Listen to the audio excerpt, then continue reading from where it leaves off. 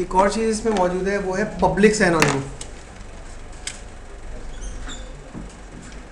ठीक है, simple synonym क्या है? किसी भी नाम का ऑल्टरनेट नेम, किसी भी ऑब्जेक्ट का, क्या हुआ धूप हो रही है, अच्छा, किसी भी ऑब्जेक्ट का हम ऑल्टरनेट नेम रख रहे थे, वो तो सिंपल सिनोनिम था, और उसको हम प्राइवेट सिनोनिम भी बोलते हैं। एक चीज़ हमारे पास है पब्लिक सिनोनिम।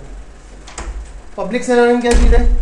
फर्ज करें एक यूज़र है स्कॉट, और हम चाहते हैं उसका कोई स्पेसिफिक ऑब्जेक्ट है, कोई डीपीटी का टेबल है या ईएमपी का टेबल है जिस पर तमाम यूज़र एक्सेस कर सकें, या एचआर का है कोई, जैसे हम किससे कनेक्ट है, इससे कनेक्ट है, तो सिलेक्ट सेलेक्ट फ्रॉम क्या है, हम ये चाहते हैं कि जो ईएमपी का टेबल है तमाम यूज़र जितने भी डेटाबेस के अंदर मौजूद है तमाम को इस पर राइट्स मिल जाएं। तो हम लिखा grant select on EMP to public, यानी कि जितने भी डेटाबेस में यूज़र्स मौजूद हैं या जितने भी अब क्रिएट होंगे तमाम को इस पर एक्सेस होगा बाय डिफ़ॉल्ट। अब जो भी इस पर क्यूरी करेगा क्या लिखेगा? scott.emp, select static from scott.emp। अब ये एक ऐसा ऑब्जेक्ट है जिस पर पूरी डेटाबेस में कोई भी यूज़र क्यूरी परफॉर्म कर सकता है, ठीक है, लेकिन स्कीमा का रेफरेंस लिखना पड़ेगा। यानी कि अगर हम कनेक्ट हो जाए एचआर से, सेलेक्ट स्टैटिक फ्रॉम scott.emp, हम कनेक्ट हुए एसएच के यूज़र से, सेलेक्ट स्टैटिक फ्रॉम scott.emp, ठीक है। तो अब जब सबको ही राइट्स हैं तो लेकिन लिखना सबको स्कीमा का नाम भी पड़ रहा है साथ में, तो हम चाह रहे हैं कि हम एक ऐसा सिनोनियम बना दें कि जिसको भी राइट्स हैं इस पर, अब वो इस तरह से ना लिखे, वरना हम क्या कर सकते थे, हर यूज़र अपने लिए अलग अलग सिनोनियम बनाए। इस चीज़ से बचने के लिए हम पब्लिक सिनोनियम बना रहे हैं। पब्लिक सिनोनियम बनाने के राइट्स जो हैं वो SysDB के पास होते हैं। हम कनेक्ट हुए सिस के यूज़र से और हम लिखा क्रिएट पब्लिक सिनोनियम, और सिनोनिम का नाम आपने रख दिया S फॉर स्कॉट और E for EMP for scott.emp। Public का कीवर्ड अब ऐड हो गया। अब इसका मतलब ये है कि हर वो यूज़र जिसको इस ऑब्जेक्ट पर एक्सेस है अब वो क्या यूज़ कर सकता है? SC, यानी कि कनेक्ट हुए हम SH के यूज़र से, ठीक है, और हमने कहा सेलेक्ट स्टैटिक फ्रॉम SE। तो SE क्या चीज़? स्कॉट का EMP का टेबल है। मेन चीज़ क्या है कि उसको जो भी यूज़र ये क्यूरी परफॉर्म कर रहा है उसको इस पर राइट्स थे, लेकिन अब हमने एक सिनोनिम बना दिया ताकि उसको ये सिनोनिम हर यूज़र को खुद से ना बनाना पड़े, एक यूनिवर्सल बन गया एक तरह से, ठीक है। तो अब जो भी यूज़र कनेक्ट होगा वो इस सिनोनिम को यूज़ कर सकता है जिसको भी इस पर राइट्स हैं। सेलेक्ट स्टैटिक फ्रॉम, हम HR से कनेक्ट हुए, ये पब्लिक सिनोनिम। इसका क्वेश्चन आता है पेपर के अंदर कि एक यूज़र है फॉर एग्जांपल ABC, ठीक है, और ऑरोसॉफ्ट नाम का उसका टेबल है, ठीक है, और ABC नाम के यूज़र ने ऑरोसॉफ्ट के टेबल पर राइट्स दे दिए किसको? स्कॉट को। अब स्कॉट जब क्यूरी करेगा तो वो क्या लिखेगा? सेलेक्ट स्टैटिक फ्रॉम abc.orosopht, क्योंकि वो ABC के यूज़र का ऑब्जेक्ट है। तो उसमें एक क्वेश्चन ये है कि स्कॉट ऐसा क्या करे कि उसको यूज़र का नाम लिखना ना पड़े और वो खाली ऑरोसॉफ्ट लिख दे, क्या होगा? सिनोनियम बनेगा, पब्लिक नहीं बनेगा। अब एक यूज़र की बात हो रही है ना, वो तमाम के लिए होता है। तो उसमें 4 ऑप्शन हैं। एक के अंदर लिखा हुआ है क्रिएट लोकल सिनोनियम, लोकल का कीवर्ड है इसमें? नहीं है, गलत हो गया, यहीं पे गलत हो गया। दूसरा उसमें लिखा था क्रिएट प्राइवेट सिनोनियम, प्राइवेट भी नहीं है, ठीक है। और तीसरा जो है लिखा होता क्रिएट सिनोनियम, सिनोनियम का नाम ऑन abc.orosopht, ठीक है। और एक लिखा होता क्रिएट सिनोनियम, सिनोनियम का नाम फॉर abc.orosopht।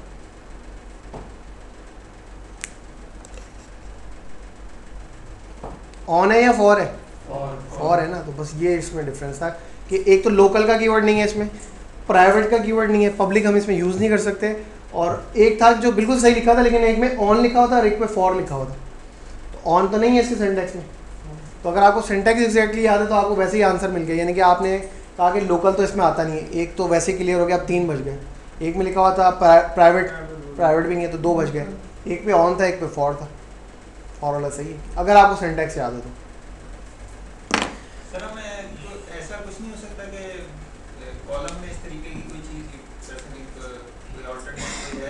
कॉलम में हम एलियस यूज़ करते थे, कॉलम नेम एलियस यूज़ करते हैं ना। वो तो सर पहले लिखना पड़ेगा ना, फिर हम एलियस देंगे। देखें आपका जो सिनोनियम है वो ऑब्जेक्ट लेवल के लिए होता है, जी सिर्फ ऑब्जेक्ट जो है उनको आप सिनोनिम, उनका ऑल्टरनेट नेम दे सकते हैं। आप किसी कॉलम, टेबल के अंदर मौजूद कॉलम को सिनोनिम उसका नहीं बना सकते। और एक पीएल के अंदर पैकेजेस होते हैं, पैकेजेस क्या होते हैं, कलेक्शन ऑफ प्रोसीजर या फंक्शंस होते हैं, वो भी बाकायदा ऑब्जेक्ट होते हैं वैसे तो, उनका भी आप नहीं बना सकते। जो मेन ऑब्जेक्ट होता है उसका आप नाम जो है ऑल्टरनेट रख सकते हैं, लेकिन एक ऑब्जेक्ट के अंदर कोई चीज़ है उसको आप ऑल्टरनेट नहीं रख सकते, उसका सिनोनिम नहीं बन सकता। सिनोनिम ड्रॉप करने का तरीका क्या है, आप ड्रॉप सिनोनियम और सिनोनियम का जो भी नाम है, हमने जैसे बनाया था SC या जो भी है, मैं कमेंट्स में इसलिए लिख रहा हूँ ताकि आगे हम डेटा हिस्ट्री में इसकी इन्फॉर्मेशन हमने देखनी है। पब्लिक सिनोनियम को ड्रॉप करने के लिए ड्रॉप पब्लिक सिनोनियम लिखना पड़ता है और उसका नाम, ये फ़र्क है। नॉर्मल सिनोनियम को ड्रॉप सिनोनियम लिख दें और जो पब्लिक होगा उसको ड्रॉप पब्लिक सिनोनियम लिखना पड़ता है। ये इसमें दिखा रहा है, एक सिनोनियम बना रहा है, व्यू एक बना हुआ था DPT_sum_vu, इसका नाम शॉर्ट करके क्या रख दिया, D_sum। ड्रॉप करने के लिए ड्रॉप सिनोनियम, सिनोनियम का नाम सिंपल। अब chapter number 11, managing objects with data dictionary views. आपकी जो ये डेटाबेस आप इंस्टॉल करते हैं ओरेकल की, तो इसमें दो टाइप्स के टेबल्स या दो टाइप का डेटा होता है। एक वो टेबल्स होते हैं जो आप खुद क्रिएट करेंगे, आपने कोई एप्लीकेशन डिज़ाइन करनी है तो आप अपने लिहाज से टेबल बनाएंगे कि अगर आप स्कूल का कोई बना रहे हैं तो उसमें स्टाफ का या टीचर्स का टेबल होगा, स्टूडेंट का टेबल होगा, अटेंडेंस का होगा, रूम्स का होगा, सब्जेक्ट्स का होगा, क्लासेस का होगा, डिफरेंट, ये आपने खुद बनाए। तो इन टेबल्स को हम कहते हैं कि हमारा वो टेबल्स हमारे हैं जो कि बिजनेस डेटा है, जिनके अंदर मतलब आपका अपना एप्लीकेशन से रिलेटेड डेटा है। इसके अलावा भी कुछ टेबल्स होते हैं या इन्फॉर्मेशन होती है जिसको हम कहते हैं डेटा डिक्शनरी व्यूज़। ये जो चीज़ें हैं ये डेटाबेस के अंदर बाय डिफ़ॉल्ट पहले से मौजूद होती हैं। आप डेटाबेस क्रिएट करते हैं तो डेटाबेस के अंदर ये पहले से मौजूद होती हैं। और अगर हम डिटेल में जाए तो ये कह रहे हैं डेटा डिक्शनरी आपकी दो चीज़ों से मिलकर बन रही है, एक बेस टेबल होता है और एक यूज़र एक्सेसिबल व्यूज होता है। बेस टेबल जिस तरह से हम नॉर्मल टेबल होता है आपके पास, ठीक है, EMD या कोई भी टेबल मौजूद है, आप उसके ऊपर व्यू बना देते हैं अपनी रिक्वायरमेंट के मुताबिक। तो इसी तरह से कुछ बेस टेबल्स भी ओरेकल के अंदर बिल्ट इन मौजूद होते हैं जिनके ऊपर कुछ व्यूज उसने भी क्रिएट करके रखे हैं। ये चीज़ें होती किस लिए हैं, ये चीज़ें इसलिए होती हैं डेटा हिस्ट्री के व्यूज। आपको अगर मैं कहूँ कि मैं एज अ DBA करेक्ट हूँ और मैं आपसे कहूँ कि मुझे ये चेक करना है मेरे डेटाबेस में यूज़र्स कितने बने हुए, कौन कौन से बने हुए, तो ये इन्फॉर्मेशन हमें कहाँ से मिलेगी, डेटा हिस्ट्री का कोई स्पेसिफिक टेबल या व्यू होगा जिसके अंदर ये इन्फॉर्मेशन होती है। मुझे ये चेक करना है स्कॉट जो है उसने कौन कौन से टेबल्स बना के रखे हैं। अब तक तो हम कैट या टैब में क्वेरी कर रहे थे, लेकिन सिर्फ टेबल्स की इन्फॉर्मेशन देखनी है तो उसका एक अलग व्यू है, सिर्फ व्यूज़ की इन्फॉर्मेशन देखनी है उसका अलग व्यू है, सिर्फ सिनोनियम की इन्फॉर्मेशन देखनी है, सिर्फ कंस्ट्रेंट की इन्फॉर्मेशन देखनी है, सिर्फ टेबल के कॉलम्स की इन्फॉर्मेशन देखनी है। और एक चीज़ आपको याद होगी, हमने टेबल क्रिएट करते वक्त एक सेंटेंस यूज़ किया था, डिफ़ॉल्ट सैलरी नंबर डिफ़ॉल्ट 5000। हमें चेक करना है किसी भी टेबल पे कोई डिफ़ॉल्ट वैल्यू किसी कॉलम में सेट है या नहीं, ये हमने देखना है। किस टेबल पे कौन से कंस्ट्रेंट लगे हैं, प्राइमरी की, फॉरेन की, या जो भी कंस्ट्रेंट लगे हैं, कोई कंस्ट्रेंट किस कॉलम को या किस टेबल को रेफरेंस हो रहा है, ये इन्फॉर्मेशन देखनी है। ये तमाम इन्फॉर्मेशन क्या है डेटा हिस्ट्री के अंदर। हमने अभी राइट्स दिए थे स्कॉट के टेबल पे दूसरे यूजर को राइट्स दिए, तो ये इन्फॉर्मेशन उसने कहीं ना कहीं स्टोर की है ना, कि जब क्यूरी परफॉर्म होगी तो उसको पता है कि इस यूजर को इस पे राइट्स हैं या नहीं। तो ये तमाम इन्फॉर्मेशन, तमाम डेटा जो है वो डेटा हिस्ट्री के अंदर मौजूद होता है और ये ऑटोमेटिकली क्रिएट होती है, हमें खुद क्रिएट नहीं करना पड़ता। सर ये भी होता है कि मतलब एक कॉलम है, कॉलम का नेम है हमारे पास, हाँ हम मालूम करना चाह रहे हैं कि ये किन किन टेबल्स में पड़ा हुआ है। हाँ चलो ये भी हो जाएगा, ठीक है। ये अब आप अपनी जो है वो क्यूरी या लॉजिक के मुताबिक ये काम कर सकते हैं। हम लिखते हैं डिस्क्राइब टेबल ने, टेबल का नाम लिख दिया, उसका कॉलम आ गया, लेकिन ये इंफॉर्मेशन किसी टेबल के अंदर पड़ी है जिसमें लिखा होता है कि ये टेबल का नाम है, उसमें ये कॉलम्स मौजूद है। तो हम वहाँ क्यूरी कर देंगे where column name equal to this, वो टेबल्स दिखा तो आपको दिखा दें, ऐसा हो सकता है। अच्छा, व्यू नेमिंग कन्वेंशन, इसको हटा के बात करते हैं अभी हम यूजर ऑल डीबीए। जो भी व्यू आप डेटा शीट के अंदर देखेंगे उनके नाम के स्टार्ट में इन चार में से कुछ ना कुछ लिखा होगा। यहाँ तो इसके स्टार्ट में लिखा हुआ यूजर अंडरस्कोर। अगर टेबल डेटा शीट का कोई ऐसा है जिसके स्टार्ट में यूजर लिखा हुआ है, फॉर एग्जाम्पल कौन सा हो सकता है वो, यूजर अंडरस्कोर टेबल्स। तो टेबल से हमें क्या पता चला कि इसके अंदर टेबल की इंफॉर्मेशन होगी, लेकिन यूजर लिखा हुआ है।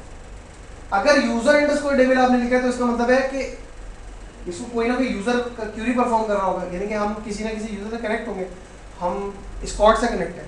यूजर का मतलब है कि इस टेबल के अंदर डेटा शीट के अंदर इस व्यू के अंदर वो इंफॉर्मेशन बताओ दिखाओ हमें जिसका ताल्लुक स्कॉट से, जिस यूजर से हम कनेक्टेड है उससे, यानी कि करंट यूजर। अगर मैं एचआर से कनेक्ट हूँ तो यूजर अंडरस्कोर टेबल में मुझे दिखाएगा एचआर के पास कौन सा टेबल है। अगर मैं स्कॉट से कनेक्ट हूँ, स्कॉट के जिस यूजर से भी आप कनेक्टेड है सिर्फ उसके ऑब्जेक्ट का मतलब जो उसने खुद क्रिएट किया है। लेकिन ये हमने क्या लिखा है, यूजर अंडरस्कोर टेबल्स। स्कॉट इस पे क्वेरी परफॉर्म करेगा तो स्कॉट को अपने टेबल्स नजर आएंगे। स्कॉट में अपने व्यूज देखने हैं तो यूजर अंडरस्कोर व्यूज। स्कॉट में अपने सेलोनियम देखना है तो यूजर अंडरस्कोर सेलोनियम्स। इस टाइप के व्यूज है, ठीक है। लेकिन अगर स्कॉट ने लिख दिया ऑल अंडरस्कोर सेलोनियम्स या ऑल अंडरस्कोर टेबल या ऑल अंडरस्कोर व्यूज, तो ऑल अंडरस्कोर का मतलब ये होगा कि करंट यूजर जो इस पे क्यूरी परफॉर्म कर रहा है उसके ऑब्जेक्ट्स प्लस जिस पर उसको राइट्स है या परमिशन है। जैसे कि स्कॉट के पास अपने 10 टेबल्स हैं, एचआर के एक टेबल पे उसको राइट्स हैं, तो ऑल अंडरस्कोर टेबल्स के अंदर उसको क्या नजर आएगा, अपने टेबल प्लस एचआर का वो टेबल जिसपे उसको राइट्स है। तो ऑल का मतलब क्या है कि व्हाट यू कैन एक्सेस अपने ऑब्जेक्ट्स को तो जाहिर है आप एक्सेस कर ही सकते हैं, लेकिन जिस पर आपको राइट्स मिल गए उसको भी आप कर सकते हैं। डीबी अगर आया कहीं पर आपने देखा डीबी अंडरस्कोर, आगे कुछ भी हो सकता है, डीबी अंडरस्कोर टेबल्स है जैसे। डीबी अंडरस्कोर का मतलब ऑल इन डेटाबेस, पूरी डेटाबेस के टेबल दिखाओ। इस व्यू को जिसके इस पार्ट में डीबीए लिखा होगा, नॉर्मल यूजर क्यूरी परफॉर्म ही नहीं कर सकता, उसको राइट्स ही नहीं। नॉर्मल यूजर जो है वो या तो यूजर अंडरस्कोर या ऑल अंडरस्कोर के साथ कर सकता है, क्योंकि डीबीए के अंदर क्या इन्फॉर्मेशन आएगी, किसी भी यूजर की आएगी, और इसको क्यूरी कौन परफॉर्म कर सकता है, सिर्फ डीबीए या जिसको राइट्स दिए गए हो, ये एक अलग चीज है। तो ये तीन इनके स्टार्ट में कोई भी चीज आ सकती है, और एक $V इसको हम आखिर में बात करेंगे इसकी। हमें ये देखना है कि हमारे पास डेटा शीट के अंदर डिफरेंट कौन कौन से व्यूज मौजूद हैं। तो उसके लिए हमारे पास एक टेबल है डेटा शीट का, डिक्शनरी के नाम से है, या हम उसको DICT, उसका सिनोनिम भी मौजूद है। अगर मैं लिखूं सेलेक्ट स्टैटिक फ्रॉम डिक्शनरी या सेलेक्ट स्टैटिक फ्रॉम DICT, एक ही बात। ये वो टेबल है जिसके अंदर आप देख सकते हैं कौन कौन से टेबल मौजूद है और उन टेबल के कमेंट्स, यानी कि उनकी डिस्क्रिप्शन की क्या चीज़ है। फॉर एग्जाम्पल मैंने लिखा, मैं कनेक्ट हुआ स्कॉट के यूजर से और मैंने लिखा सेलेक्ट स्टेरिक फ्रॉम डिक्शनरी या DICT, वेयर क्लॉज नहीं लगाएंगे तो तमाम आपको शो कर देगा। तो हमने लिखा where table name equal to user underscore, capital में आएगा ये यूजर अंडरस्कोर टेबल्स, ठीक है। और एक काम हमने ये किया, इसको हम पहले डिस्क्राइब करके देख लें तो आपको पता चल रहा है, ये यहाँ पे भी नज़र आ रहा है कि 2 इसके अंदर कॉलम्स हैं, ठीक है। कमेंट्स जो है इसकी विड्थ कितनी रखी हुई है इन्होंने, 4000, ये बहुत ज़्यादा जगह लेगा तो हमने लिखा कॉल कमेंट्स फॉर्मेट A50 कर दिया हमने, इसकी रिस्ट्रिक्ट कर दिया इसकी। अब हमने ये क्यूरी चलाई, क्या इन्फॉर्मेशन आ रही है, ये क्यूरी चली है हमारी कि हमें यूजर अंडरस्कोर टेबल अगर मौजूद है डेटा शीट के अंदर तो उसके बारे में बताओ। तो पता चल गया कि ये एक है, और ये क्या चीज़ है कि इसके अंदर डिस्क्रिप्शन आप देख सकते हैं किसकी, जो यूजर के अपने टेबल्स हैं। अगर हमने लिखा ऑल अंडरस्कोर, तो ऑल अंडरस्कोर क्या है, ऑल अंडरस्कोर टेबल्स, वो टेबल्स जिन पर यूजर को एक्सेस है, अपने ऑब्जेक्ट्स प्लस कोई और ऑब्जेक्ट्स हो सकते हैं जिसपे उसको राइट्स हैं। इसी तरह से अब ये जो सबसे कॉमन, हम एज अ डेवलपर जो है हमें ज़्यादा व्यूज़ पे काम नहीं करना होता, हमें चंद एक है जिन पे आमतौर पे काम करना होता है, ऐसा डीबी हमें बहुत सारे व्यूज़ पे काम करना होता है क्योंकि हम तमाम इन्फॉर्मेशन कलेक्ट कर रहे होते हैं एज अ डीबी, क्या चल रहा है क्या नहीं चल रहा है। एज अ डेवलपर हमें इतनी खास इन्फॉर्मेशन नहीं चाहिए थी, वो लिमिटेड है, 15 से 20 व्यूज़ होंगे मुख्तलिफ से जिस पे हम नॉर्मली काम कर रहे होते हैं। जैसे ये एग्जाम्पल दे रहा है यूजर अंडरस्कोर ऑब्जेक्ट और all underscore object. User underscore object, objects क्या थे? टेबल, व्यू, इंडेक्स, सिनोनिम वगैरह वगैरह। अगर आपने क्वेरी की यूजर अंडरस्कोर ऑब्जेक्ट्स में, तो आप देख सकते हैं करंट यूजर, यूजर लिखा हुआ है, करंट यूजर के पास कौन कौन से ऑब्जेक्ट्स मौजूद है, यानी कि करंट यूजर ने कौन कौन से ऑब्जेक्ट्स बना के रखे हैं। वो ऑब्जेक्ट टेबल भी हो सकता है, व्यू भी हो सकता है, इंडेक्स भी हो सकता है, सिनोनिम भी हो सकता है, सब हो सकते हैं। उनकी क्या इंफॉर्मेशन आ सकती है?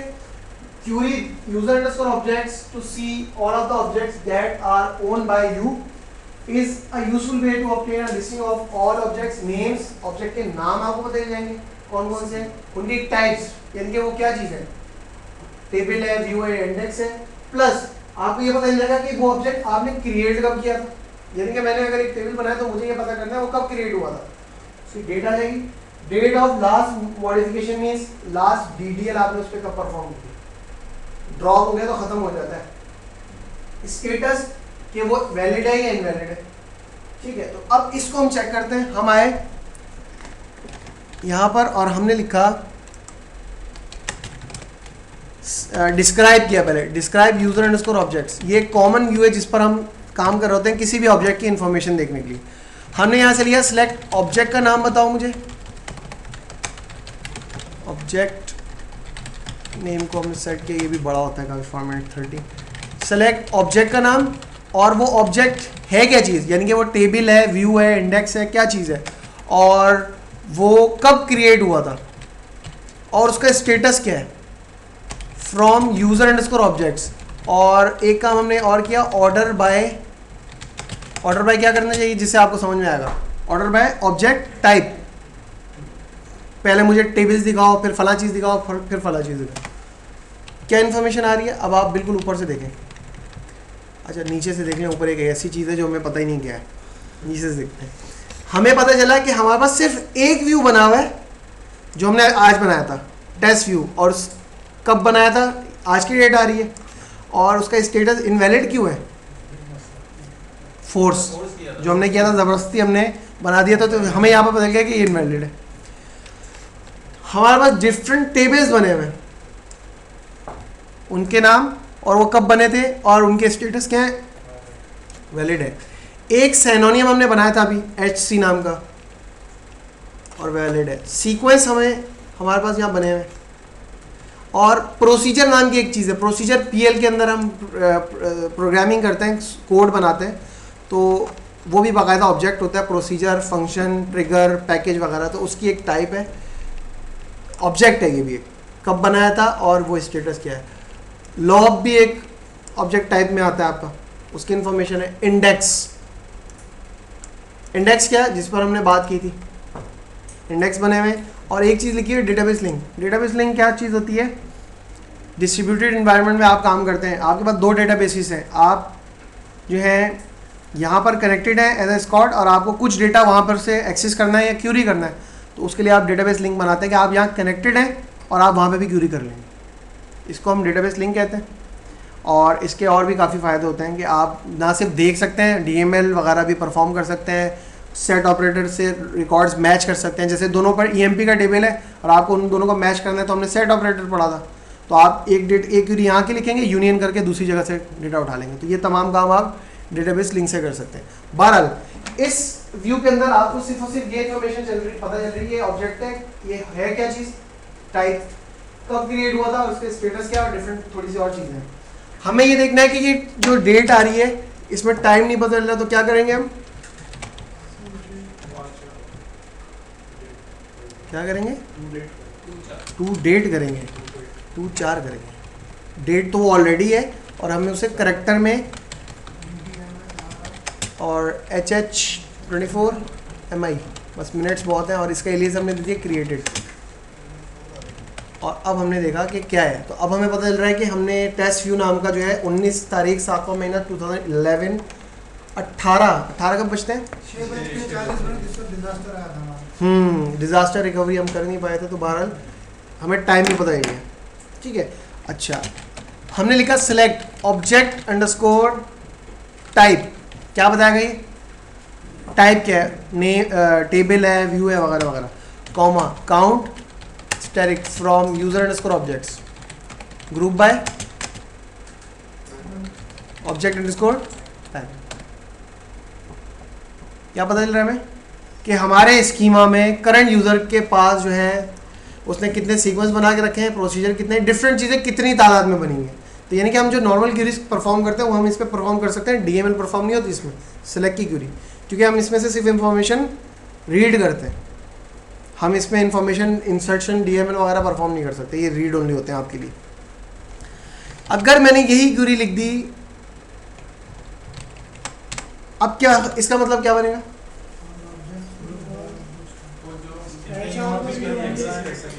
हाँ वो डिफरेंट टेबल या जो भी चीज़ें ऑब्जेक्ट्स में आती हैं वो कितनी है जिस पर स्क्वाड का यूज़र एक्सेस कर सकता है। जब हमने इसको क्यूरी की तो क्यूरी जो है परफॉर्म हो गई, जिसमें से अगर आप देखें तो 19,000 तकरीबन 20,000 तो सिनोनियम ऐसे हैं डेटाबेस के अंदर जिस पर स्क्वाड का एक्सेस है। बाय डिफ़ॉल्ट ये हर यूज़र को होता है। बहुत सारी चीज़ ऐसे हैं जिनके सिनोनियम इंटरनली बने होते हैं और हम उसको यूज़ कर रहे होते हैं। टेबल्स कितने, टेबल का 132 टेबल्स ऐसे हैं जिन पर स्क्वाड को एक्सेस है, या डिफरेंट चीज़ें लिखी हुई हैं जिन पर पब्लिकली एक्सेस होता है, इस वजह से स्क्वाड को भी एक्सेस उसमें मौजूद है। तो ये डिफरेंट चीज़ें हम यूज़र अंडरस्कोर ऑब्जेक्ट से हम सिंपल देख सकते हैं कि कौन सा ऑब्जेक्ट है और वो क्या चीज़ है, टाइप क्या है उसकी, कब बनाया गया था, उस पर डीडीएल परफॉर्म कब हुई है और स्टेटस उसका वैलिड है या इनवैलिड है।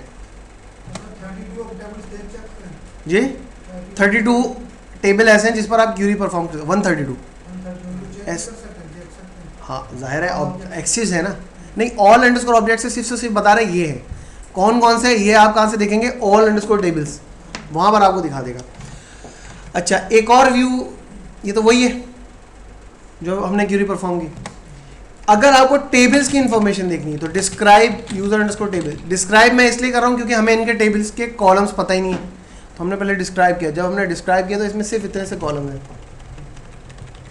बहुत सारी चीज़ें इसके अंदर आ जाती हैं। तो हम यहाँ से क्या देख सकते हैं, हमें टेबल का नाम पता चल जाएगा। टेबल स्पेस एक एरिया होता है जहाँ पर आपका डेटाबेस आपका टेबल जाके स्टोर होता है, ठीक है। और इसमें से हम क्या देख सकते हैं, ये चीज़ें तो खैर अब हमारे यूज़ की नहीं है। हम देख सकते हैं नम अंडरस्कोर रोज एक होती है कि इस टेबल में कितने नंबर ऑफ रिकॉर्ड्स हैं, ये इन्फॉर्मेशन भी रख रहा है। तो डिफरेंट चीज़ें जो आप इसमें देख सकते हैं। इसके अलावा एक और आपके पास है user underscore tab underscore columns. User underscore tables आपको क्या दिखा रहा था, सिर्फ टेबल की इन्फॉर्मेशन, और user underscore tab underscore columns आपको क्या दिखाएगा, टेबल के कॉलम, उसकी डेटा टाइप, उसके मॉड और वगैरह वगैरह वगैरह, प्रिसिशन, स्केल। और एक चीज़ आपको नज़र आ रही होगी इसमें, डेटा डिफ़ॉल्ट। डेटा डिफ़ॉल्ट क्या, अगर आपने टेबल बनाते वक्त कोई डिफ़ॉल्ट वैल्यू सेट की होगी आपको देखना है। अगर मैं लिखूँ describe user underscore tab underscore columns, हम लिखा सेलेक्ट कॉलम का नाम बताओ, और अगर उसकी कोई डिफ़ॉल्ट वैल्यू आपने सेट की वो दिखाओ, from user underscore tab underscore columns where data underscore default is not null. मतलब उनकी इन्फॉर्मेशन दिखाओ जिसमें डिफ़ॉल्ट वैल्यू सेट नहीं, सिर्फ उनकी दिखाओ। अगर कोई ऐसा मौजूद है टेबल जिसमें आपने डिफ़ॉल्ट वैल्यू सेट की थी तो वो टेबल का नाम भी हम ले लेते हैं इसमें, और उसके कॉलम का नाम भी आ जाएगा, और उस पर वैल्यू क्या सेट है ये भी आपको पता चल जाएगी। अब जब हमने क्यूरी परफॉर्म की तो ये कह रहा है ऐसा कोई टेबल ही नहीं है आपके पास, तो हम एक टेबल बना लेते हैं। हमने लिखा क्रिएट टेबल और डेटा यानी कि यहाँ हम लिख देते हैं डिफ़ॉल्ट टेस्ट, ठीक है, और आईडी नंबर और प्राइमरी की रख दी हमने, ठीक है। नेम वर्चार2 20, सैलरी नंबर और डिफ़ॉल्ट हमने रख दी 4000, और हायर डेट में है और डिफ़ॉल्ट क्या होगी ये 6 डेट कर दी हमने, ठीक है। अब ये क्रिएट हो गया। अब हमने ये क्यूरी चलाई, तो अब इसका रिजल्ट क्या आना चाहिए? रिजल्ट हमें समझ में नहीं आ रहा। हमने लिखा column table underscore name format A15 call default underscore, ये इनकी लेंथ ज़्यादा हो जाती है, इसको आपको सेट करना पड़ेगा, फॉर्मेट A30।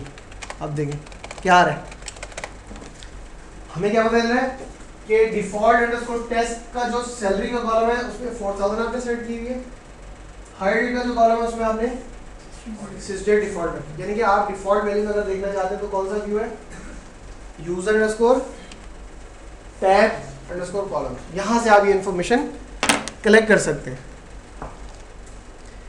इसी तरह से अगर आपको कंस्ट्रेंट की इंफॉर्मेशन देखनी, ये सबसे ज़्यादा यूज़फुल व्यू है जिसको आपको देखना पड़ता है, क्योंकि आपको अगर दो टेबल दे दिए गए तो आपको तो पूछा गया या आपको लॉजिक जब भी लगानी पड़ेगी आपको उनका रिलेशन समझना पड़ेगा, तो आपको यूज़र अंडरस्कोर कंस्ट्रेंट से देखना पड़ेगा।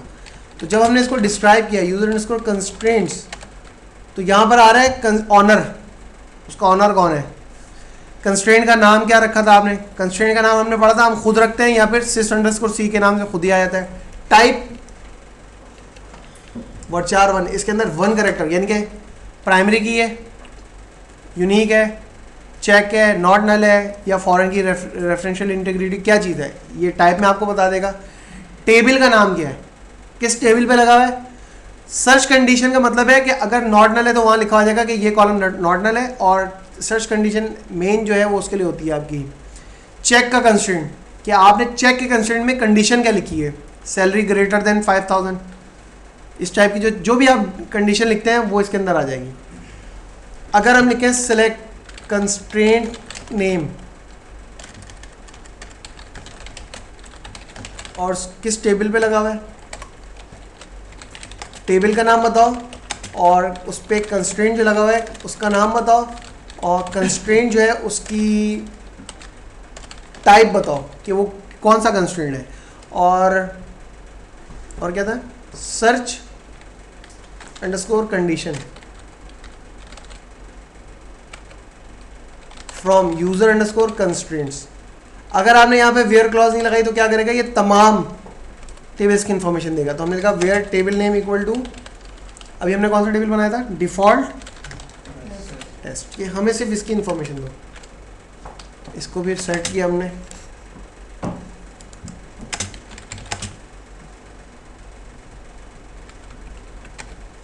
क्या आ रहा है, इस टेबल में हमने कौन सा कंस्ट्रेंट लगाया था, प्राइमरी की लगाई थी, नाम रखा था हमने, तो हमें पता चल रहा है कि डिफ़ॉल्ट के अंदर इस नाम का कंस्ट्रेंट है और वो क्या चीज़ है, पी फॉर प्राइमरी की। हमने लिखा कि हमें जो है ये बताओ EMP के बारे में, और बार बार मैं लिखना नहीं चाह रहा तो हम यहाँ क्या यूज़ करते हैं,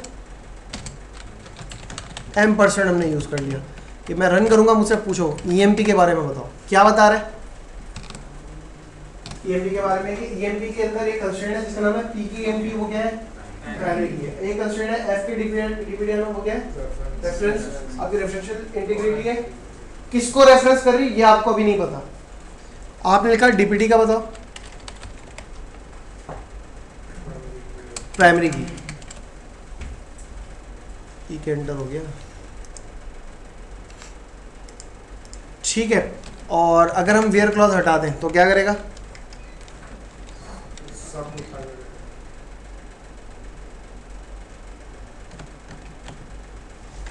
हमने यहाँ लिखा order by table underscore name, her table की हमें ये इंफॉर्मेशन देखनी है। तो हमें पता चल रहा है कि आपके पास डिफ़ॉल्ट टेस्ट में सिर्फ प्राइमरी की लगी है। डिपार्टमेंट्स नाम का आपने कोई टेबल बनाया जिसमें C फॉर चेक भी होता है C के लिए, और नॉट नल भी C है, दोनों के लिए आता है। यहाँ पर क्या चीज़ है, नॉट नल है, और प्राइमरी की लगी हुई है दो टेबल्स के अंदर, DPD में भी लगी हुई है, वगैरह वगैरह वगैरह, ठीक है। अगर हमें ये देखना है कि ये जो अगर कहीं पे फॉरेन की लगी हुई है, जैसे कि EMP में भी दिखा रहा है कि फॉरेन की लगी हुई, ये रेफरेंस किसको कर रही है, तो इसके लिए हम देखते हैं इसी के अंदर एक कॉलम था,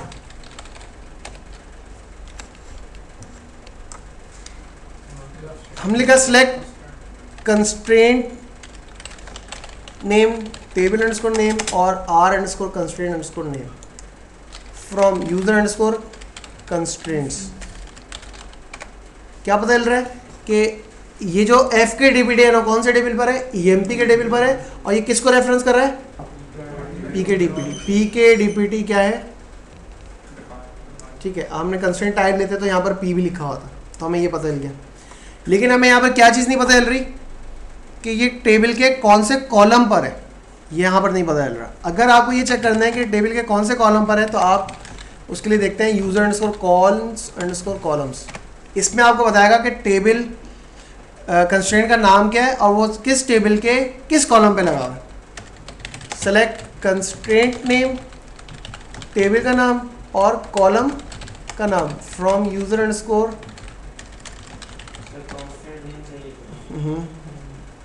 हो जाएगा सही खुद ही वो कॉलम्स। ठीक है, क्या है, NAEM, क्या कह रहे हैं,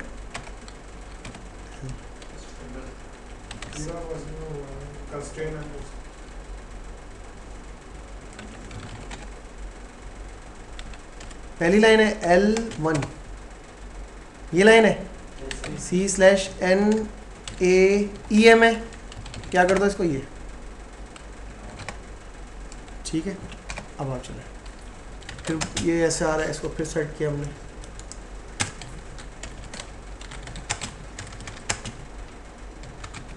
अब देखिए क्या बता रहा है आपको कि पी के डीपीटी जो है डीपीटी के डीपीटी एनो पे लगा हुआ है, एफ के डीपीटी एनो ईएमपी के इस पे लगा हुआ। तो आप अगर कॉलम्स की इंफॉर्मेशन देखना चाह रहे हैं तो आप इस व्यू में देख सकते हैं। लेकिन अगर आपको मैं कहूँ कि मुझे देखना है ये टेबल का नाम है, ठीक है, और उसका ये वाला कॉलम है और उस पे ये कंस्ट्रेंट लगा हुआ है और उसकी टाइप ये है, इसके लिए हमें क्या करना पड़ेगा, हमें इन दोनों को ज्वाइन करना पड़ेगा। कैसे करेंगे वो आपको ज्वाइनिंग करनी है, सिंपल आप इसको ज्वाइन कर सकते हैं सिंपल। यानी कि आपको क्या देखना है, टेबल का नाम और उसका कॉलम का नाम क्या है और कंस्ट्रेंट नेम क्या है,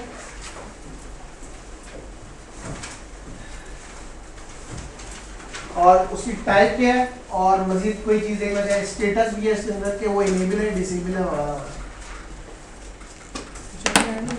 जी। नहीं नहीं सबर करो, अभी कहाँ जा रहे हो, जल्दी है, अभी तो आधा हुआ है। ठीक है, तो ये काम आप लोगों ने करना है। अब इसके अंदर देखें तो हमें एक एग्जांपल नज़र आ रही है, ये क्यूरी देखें सेम तकरीबन वही है लेकिन इसमें कुछ एक्स्ट्रा चीज़ है। कंस्ट्रेंट का नाम और वो क्या है, टाइप, सर्च कंडीशन, यानी कि वो नॉट नल है तो वहाँ नॉट नल लिखा हुआ है, अगर कंडीशन है तो कंडीशन।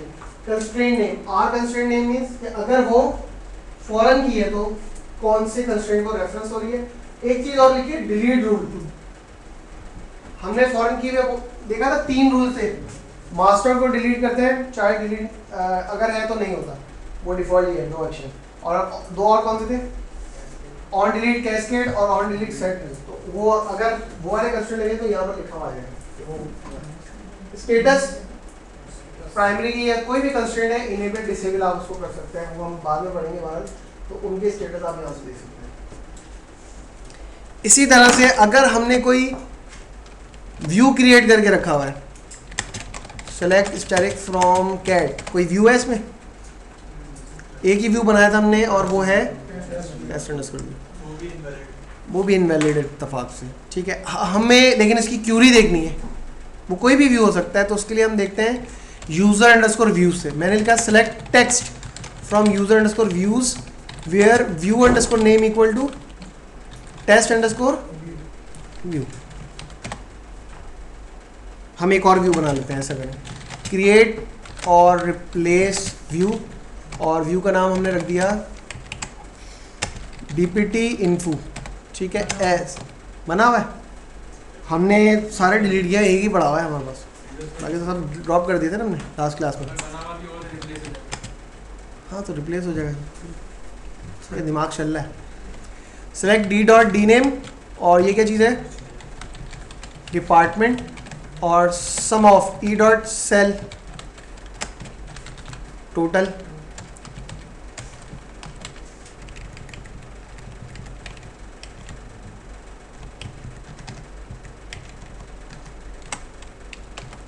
और minimum E dot sal, maximum E dot sal और count E dot sal from EMP join DPT D on E dot DPT NO equal to D dot DPT NO और बस order by D group by D dot D name और order by अगर लगाना चाहें D dot D name।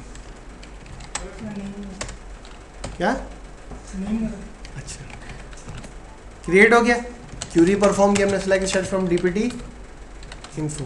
ठीक है, अब ये तो इन्फॉर्मेशन आपको दे रहा है, लेकिन अब हमें इसकी क्यूरी देखनी है कि इसके बैक पे क्यूरी क्या लिखी है। तो हम क्या लिखेंगे, select text from user underscore views where view underscore name equal to DPT info. ये जितना भी हम वेयर क्लॉज के अंदर यूज कर रहे हैं कैपिटल में लिख रहा हूँ, ये याद रखिएगा, ये स्मॉल में नहीं लिखिएगा, कैपिटल में होता है ये तकरीबन।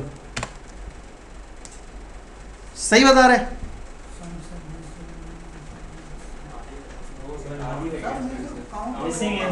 कहाँ गया वो, आधी इंफॉर्मेशन आ रही है। हम लिखा सेट लॉन्ग 1000 कर दें इसको, अब दोबारा परफॉर्म, वो लॉन्ग डेटा टाइप है, वो पूरा नहीं आता बाय डिफॉल्ट, तो हमने उसका साइज इंक्रीज कर दिया। तो अब आपको ये पूरी क्यूरी नजर आ रही है। अब जितनी बड़ी भी क्यूरी आप देख सकते हैं, 1000 में भी अगर फिट नहीं है वैसे तो आ जाएगी, 2000 कर दें, 3000 कर दें, इस तरह से आप बढ़ा सकते हैं इसको। अच्छा, एक और चीज़, ये हमने क्या देखा है, कोई भी व्यू बना हुआ है और उसकी क्यूरी क्या लिखी थी, क्या बोला मैंने, कोई भी व्यू बना हुआ उसकी क्यूरी क्या देखनी। इनसे पूछा था मैंने, मुझे लगा ये सो गए, ठीक है, तो मुझे जगाना था। देखिए एक चीज हमने देखी थी, ऑब्जेक्ट अंडरस्कोर नेम और object underscore type from user underscore objects. हमें एक ऑब्जेक्ट नजर आया था, प्रोसीजर नजर आया था इसमें, कहाँ है वो, ठीक है। प्रोसीजर क्या चीज़ है, एक प्रोग्रामिंग की हुई, आपने कोई कोड लिखा हुआ है, उसको आपने एक नाम दे दिया INC_com इंक्रीज कमीशन। हमें इसकी सोर्स देखनी है, ये हम SQL में हमने पढ़ा नहीं है, लेकिन बहरहाल हम अगर इसकी सोर्स देखना चाहें, जब आप PL में जाएंगे तो आपको पता चल जाएगा, लेकिन आपको एडवांस में पता चल गया। Select text from user underscore source where name equal to, तो वो जो भी कोडिंग प्रोग्रामिंग हुई है वो अब आप यहाँ पर देख रहे हैं। तो यानी कि अगर आपने जो भी प्रोग्राम क्रिएट किया है एज अ PL डेवलपर, यानी कि आपने कोई प्रोसीजर, कोई फंक्शन, ट्रिगर या पैकेज, तो वो कोडिंग होती है ना, पीछे प्रोग्रामिंग होती है, वो सोर्स देखनी है आपने, सोर्स क्या लिखी है, तो वो सोर्स जो है आप इस क्यूरी के जरिए देख सकते हैं। यहाँ पर आप उसका नाम लिखेंगे, उसकी जो भी सोर्स है वो आपको लिखी हुई नजर आ जाएगी। लाइक का ऑपरेटर आप यूज़ कर सकते हैं, हर चीज़, वो तो आपकी क्यूरीज वैसे की वैसी है ना, वो आप चेक कर सकते हैं। नाम नहीं पता आपको तो लाइक का ऑपरेटर यूज़ करें, ठीक है। जैसे ये हमने डिक्शनरी का एक टेबल देखा था, आप जो भी नाम लिखेंगे उसकी इन्फॉर्मेशन आ जाएगी। अब बाज़ दफ़ा ऐसा होता है, बल्कि होगा, हम आगे जाएंगे, कि हमें किसी व्यू का एग्जैक्टली नाम नहीं पता, लेकिन हमें पार्ट ऑफ नेम पता है। जैसे हम प्रिविलेजेस पर करते हैं, उसके व्यू के नाम मुझे आज तक याद ही नहीं रहते, तो मुझे याद है रोल करके कुछ आता है, तो मैंने लाइक के अंदर % रोल % लिख दिया, तो रोल नाम से रिलेटेड जितने भी व्यूज़ है वो आपको दिखा देगा, उनकी डिस्क्रिप्शन भी लिखी होगी कि ये चीज़ इसके लिए, ये चीज़ इसके लिए, तो वहाँ पर भी आप लाइक यूज़ कर सकते हैं, जो भी चीज़ यूज़ करना चाहें। तो ये आपकी व्यू की इन्फॉर्मेशन। सीक्वेंस की इन्फॉर्मेशन देखनी है कि आपने जो सीक्वेंस बनाया, तो हमने लिखा describe user underscore sequences, select sequence name और मिनिमम वैल्यू अगर कोई है तो वो बता दो, मैक्स वैल्यू अगर है तो वो बता दो, इंक्रीमेंट बाय है तो वो बता दो, फ्रॉम यूजर अंडरस्कोर सीक्वेंसेस। ये क्या हो गया, हमने अभी जो लास्ट बनाया था वो कौन सा, ये वाला था अभी क्लास के स्टार्ट में, तो मिनिमम हमने सेट नहीं किया था, तो वो डिफॉल्ट में 1 होता है। अच्छा, एक और चीज़ थी इसमें,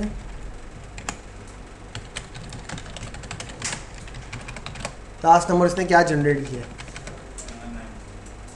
ये जनरेट किया था 39 7939 से हमने स्टार्ट 7939 पे हमने स्टार्ट किया था 20 कैशे करता है 20 तक उसने जनरेट करके रखे हुए इसका मतलब।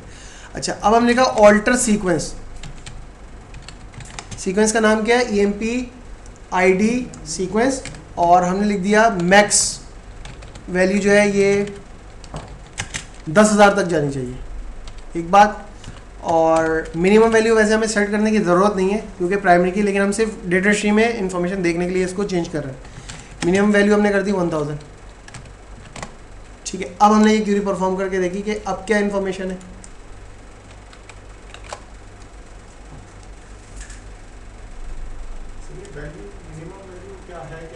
अगर आप साइकिल करते तो कहाँ से स्टार्ट हो दोबारा से, अगर मैक्स वैल्यू पे पहुंच गया ये 10,000 तो 10,000 के बाद अगर आपने साइकिल का ऑप्शन दिया है तो ये दोबारा से स्टार्ट होगा तो कहाँ से स्टार्ट हो, तो वो मिनिमम वैल्यू से स्टार्ट होता है। इसी तरह से इंक्रीमेंट कितना आ रहा है इसमें, सीक्वेंस का नाम क्या है EMP_ID_ और हमने लिखा इंक्रीमेंट बाय 10 कर दो इसको। लेकिन सर अब जैसे कि ये प्राइमरी की है वो हम यूज़ नहीं करते ना, प्राइमरी की पे यूज़ नहीं करते हम, लेकिन आपके पास वो तो आपको मैक्सिमम फीचर दे रहा है ना। सही, यानी कि इसमें हमारे पास अलाउ किया हुआ है कि हम ये कर सकते हैं। लेकिन इसको जो है हम यूज़ सकते हैं जब हम कंपोजिट प्राइमरी की लगाते हैं ना वहाँ पे यूज़ करते हैं। क्या चीज़ इंक्रीमेंट बोल रहे हैं 10 बाय चेंज हो गया 1 की चेंज किया ना, नहीं सर लास्ट नंबर भी चेंज हो गया ना आपका। लास्ट नंबर भी तो चेंज होना चाहिए या नहीं होना चाहिए। सर ये तो आप इसकी हिस्ट्री देखते हैं कि इसमें हमने क्या क्या ऑप्शंस दे रखे हैं। एक मिनट रुको एक मिनट, कोई मसला नहीं है। हम लिखते हैं sequence name dot next well from dual क्या है 7968 78। अब लास्ट क्या जनरेट करा है हमने, अब आप आ जाओ यहाँ पे कहाँ पहुँच गया ये वजह।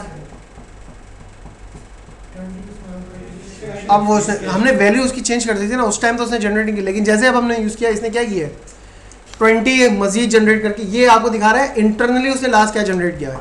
ये आपको मैक्स सही क्लियर तब होगा जब आप नो कैशे करके करेंगे। नो कैशे का मतलब होगा जो लास्ट नंबर जनरेट हुआ है वही आपको दिखा रहा हूँ। जब भी व्यू करें तो उसमें कैशे को प्लस करके ही देते हैं। ये कैशे के साथ दिखाता है कि इसने कहाँ तक जनरेट करके रखे हैं। अगर आप नो कैशे करेंगे तो आपको सेम वही वैल्यू नजर आएगी, वहाँ पे आपको ज़्यादा क्लियर होगा। लेकिन क्योंकि बाय डिफ़ॉल्ट वो 20 कैशे कर रहा था, 20 कैशे इसने किए हैं। काफी है। काफ़ी है क्या, साइनोनिम की भैया आखिरी क्यूरीज हैं बस, कोई मसला नहीं है। साइनोनिम बनाया था हमने कोई, सेलेक्ट स्टैटिक फ्रॉम खत्म हो गया यूजर अंडरस्कोर साइनोनिम क्या सर के ऊपर से फिर स्टार्ट ये। अच्छा ये सर के ऊपर से गुजर रहा है, सारी चीज़ें तो बनाई हुई हमने, तो सिर्फ क्यूरी परफॉर्म करनी है। HC बनाया था हमने साइनोनिम नहीं बनाया था, साइनोनिम से हम कर गए हैं। बनाया था। अब आप देख रहे हैं कि ये साइनोनिम किस यूजर का है और उसका कौन सा टेबल है। बस यही तक रखते हैं, आगे बस एक क्यूरी है वो पढ़ाई नहीं पढ़ाई की बात।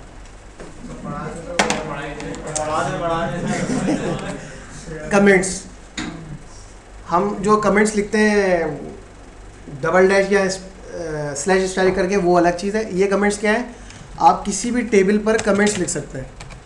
कमेंट्स या comment on table EMP is और this is employees information table.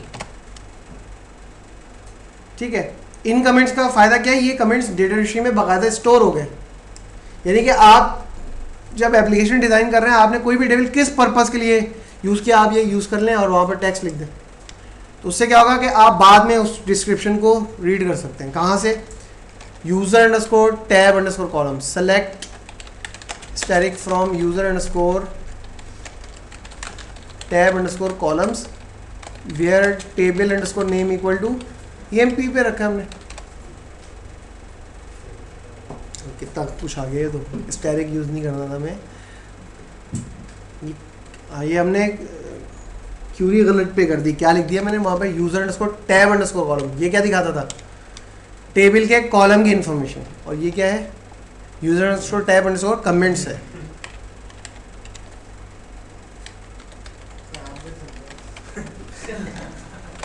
ये लो, सर ये टेबल बनाते हो कैसे नहीं? टेबल बनाते हो, ये अलग DDL कमांड है आपकी, क्रिएट जैसे अलग थी, ऑल्टर, ड्रॉप, ट्रंकेट, उसी तरह से ये अलग कमांड है कमेंट की, ये इसके अंदर नहीं लिख सकते, आपको अलग से लिखना पड़ेगा, ठीक है। उस ऑब्जेक्ट का पहले से मौजूद होना ज़रूरी है। ये DDL कमांड है, यानी कि आपने इससे पहले कोई DML परफॉर्म की होगी तो ये ऑटोमेटिकली सेव कर देगा उसको, ठीक है। इसका यूजेज नहीं होता तकरीबन, लेकिन ओरेकल ने आपको एक सहूलत दी है। अब आप यूज़ नहीं करें तो ये आपकी मर्ज़ी है। बहरहाल इसको यूज़ करने से फ़ायदा क्या, आप टेबल पर डिस्क्रिप्शन लिख सकते हैं और ये बाकायदा स्टोर हो रही है, यानी कि आप बाद में क्यूरी करके देख सकते हैं कि ये टेबल किस पर्पज़ के लिए बनाया गया, ये मुझे बताओ। तो आपने अगर वहाँ पर डिस्क्रिप्शन दी होगी तो आप समझ सकते हैं, ठीक है। यूज़ नहीं हो रहा था, ये गलत चीज़ है। ख़त्म कैसे करेंगे इस कमेंट्स को, अगर कमेंट्स ख़त्म करें, comments on table EMP is, तो ये कोई बाकायदा तरीका नहीं है एक तरह से, लेकिन हमने क्या किया, सिंगल वर्ड दे दिए। सर नल नहीं आता, ख़त्म हो गया। बाकायदा उस ओरेकल की तरफ से इसका कोई सिंटैक्स मैंने नहीं देखा, तो हम इस तरह से इसको ख़त्म कर देंगे, क्योंकि उसने कहा कि डिस्क्रिप्शन दे रहे हैं, तो वो डिस्क्रिप्शन कोई इंपॉर्टेंट चीज़ है, उसको ख़त्म करने की कोई लॉजिक नहीं बनती, तो उसने दिया ही नहीं शायद, यहाँ मेरी नॉलेज में नहीं है, ठीक है। तो ये हमारा डेटा हिस्ट्री का टेबल था। इसमें जो सबसे ज़्यादा इंपॉर्टेंट चीज़ है वो यूज़र अंडरस्कोर कंस्ट्रेंट है, ठीक है। और तो और भी चीज़ें हैं, जैसे आपको सीक्वेंस की इन्फॉर्मेशन देखनी है, सिनोनिम की देखनी है, लेकिन वो इतनी ज़्यादा यूज़ नहीं होती है, प्लस वो बहुत ज़्यादा आसान भी है। Select static from user underscore sequences लिखा, तमाम इन्फॉर्मेशन आ गई। लेकिन कंस्ट्रेंट की इन्फॉर्मेशन जो है वो सबसे ज़्यादा इंपॉर्टेंट है, क्योंकि आपको किसी भी इन्वायरमेंट में जाएंगे, आपको प्राइमरी की कहाँ कौन से कॉलम पे लगी हुई है, कौन सा कंस्ट्रेंट कौन से कॉलम पे लगा हुआ है, ये आपको पता करने के लिए इन पर काम ज़रूर करना पड़ेगा, ठीक है। तो इस पर सबसे ज़्यादा आपने फोकस ज़रूर रखना है कि कंस्ट्रेंट की इन्फॉर्मेशन आप किस तरह से देखते हैं। कैसे करेंगे, टेबल अपने खुद बनाएं, तमाम कंस्ट्रेंट उस पर लगाएं, फॉरेन की खास तौर पर ज़रूर लगाएं, उनके कंस्ट्रेंट की इन्फॉर्मेशन देखें कि अगर मैंने एक टेबल पर प्राइमरी की बनाई हुई है और एक पे फॉरेन की बनाई है, तो फॉरेन की किसको रेफरेंस कर रही है, उस टेबल का नाम क्या है, इस टाइप की चीज़ें आप करके देखें। तो उससे क्या होगा कि आपको फिर इसका यूजेज बेहतर तौर पे समझ में आए। अपने टेबल बनाकर देखें, ताकि क्योंकि आपने खुद बनाया तो आपको पता होगा किस पर क्या लगा हुआ है, तो आपको ज़्यादा बेहतर तौर पे समझ में आएगा।